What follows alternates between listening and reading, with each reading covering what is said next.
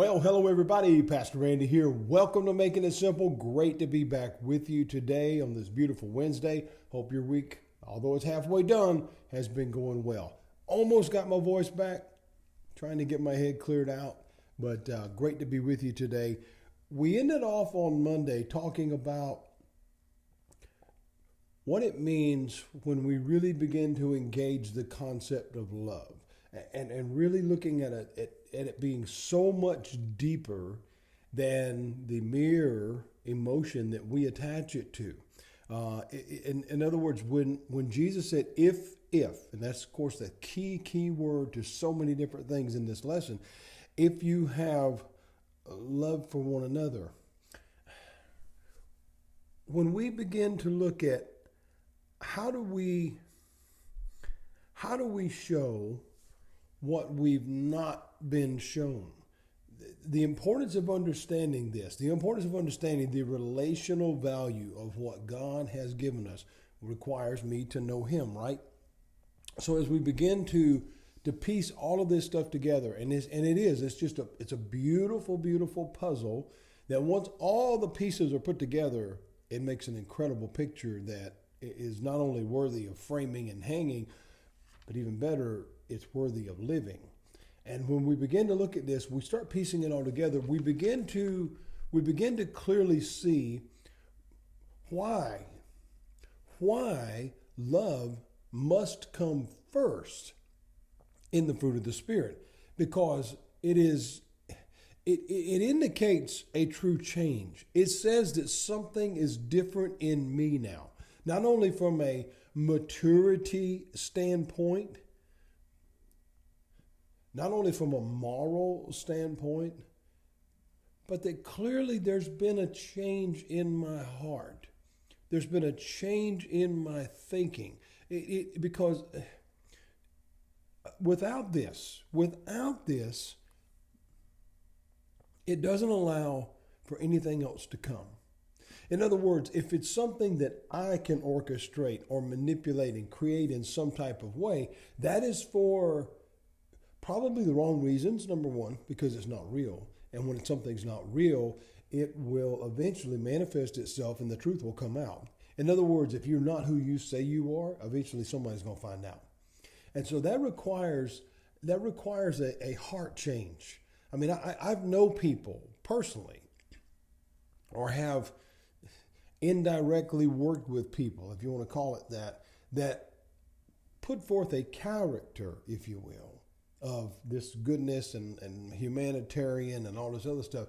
And it's a total farce, because off camera, that person is horrible.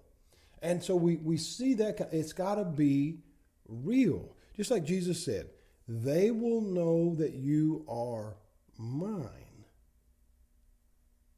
Think about that.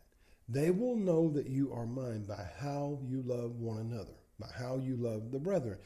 Well, what does that tell us? That indicates a visible difference, an unquestioned difference. In other words, I can see it. We go back to the literal see of the fruit of the Spirit. And we begin to see things like love and joy and all those things. But what we realize is those are visible.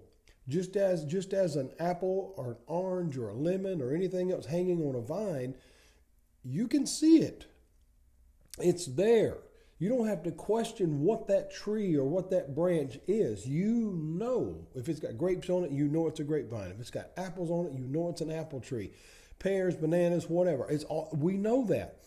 In a life that is given over to Christ, we begin to see these things manifest themselves, and we begin to see love, and it not be as we define it, whether it's Western culture or anywhere in the world. We associate that word, and I'll talk about that in a minute, with so many different things that it actually doesn't represent. And again, my effort is not to be a word corrector, but I want us to be a definer. What does it mean? And so we look as Paul continues to break this down. And I found this as preparing this last part of the first part of the fruit of the Spirit on love. And Paul writes this, if we continue in chapter 5 All right, where 22 and 23 obviously gives us the fruit of the Spirit. But we go backwards just a little bit and see how he's building the case for this. And we go back to verse 13, and this is what it says. For you were called to be free. Now that's important. Brothers and sisters, only don't use this freedom as an opportunity for the flesh. In other words, this is my freedom. See, we tend to think about this, especially here in our country. My freedom is I can do whatever I want. Nobody can tell me any different. Okay, that's a part of it. But listen to what Paul says. Don't use your freedom as an opportunity to serve the flesh, but to serve one another through love. What does that indicate? It's got to be real.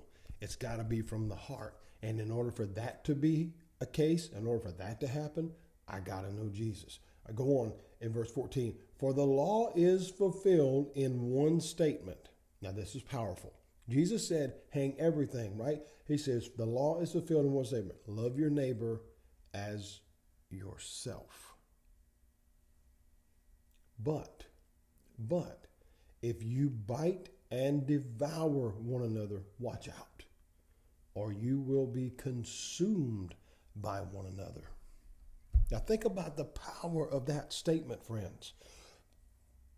We look around us today, what do we see? Do we see love? Or do we see the consuming of one another? How much vile statements are made every day? How much hateful words are posted every day, tearing someone down? I mean, I just saw a friend of mine yesterday.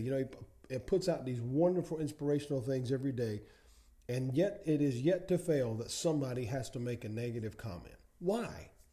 Why? If you don't like what someone says or it doesn't inspire you, move on. Why do you have to say something ugly? Why do you have to make that? And that's where we are. Do we show love or do we consume one another? But again, it absolutely requires that we understand the word love and take it beyond the physical. We have to learn this, friends, to take it beyond the physical aspect that we immediately attach it to. Today, in our speech patterns, in our conversations, in our culture, we instantly hear the word love. And we hear it in statements. Okay, yes, I love you. All right, so that's warm, that's nice, that's. But is it real? Do I really mean that? And what does it mean? What is the indication behind it? What is the implication behind it? What is the intention behind it? Because we hear statements like, I want to love you, or let me give you my love. We know what that means. We're all big boys and girls here. We don't have to get explicit or graphic on this show. I'm not going to, but we know what that references. But friends, when we begin to understand the concept of what Christ is teaching us here, what Paul has been blessed and inspired to teach, this word is so much more meaningful. It is so much more long-lasting, and it has something of great value. Think about what it says here. You were called to be free. And then we all are. God created us in his image to be free and to be able to do what we've been called to do. But he says, don't use that opportunity to just for you. And oftentimes when we associate the wrong thing with the word love, what's that about? Gratification for me or for whoever.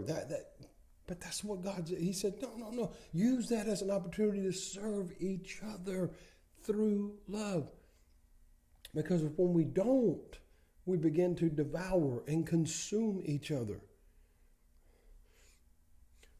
When we start looking at the serving part, the action part, for God so loved that he gave, then we find the eternal part.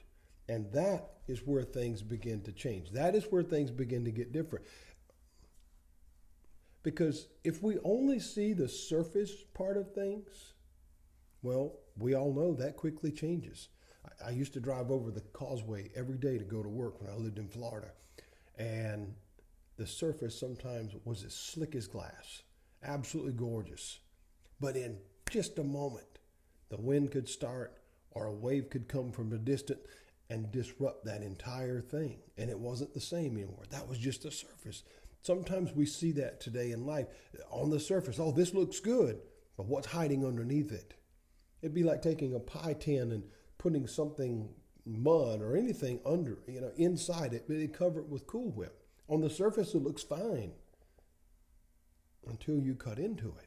That's why it's got to be real. That's why it requires, the fruit of the Spirit requires a heart change. Paul is showing us here as he says, but the fruit of the Spirit is, but. So he's showing the transition from these are all the things that it's not. But here's what it is: love and joy and peace. What he's showing us here is that not only is it possible, obviously it is attainable, it is available, and it is ready and available for all who come, but it's going to require work, because all the things and the works of the flesh are the things that we desire and chase after.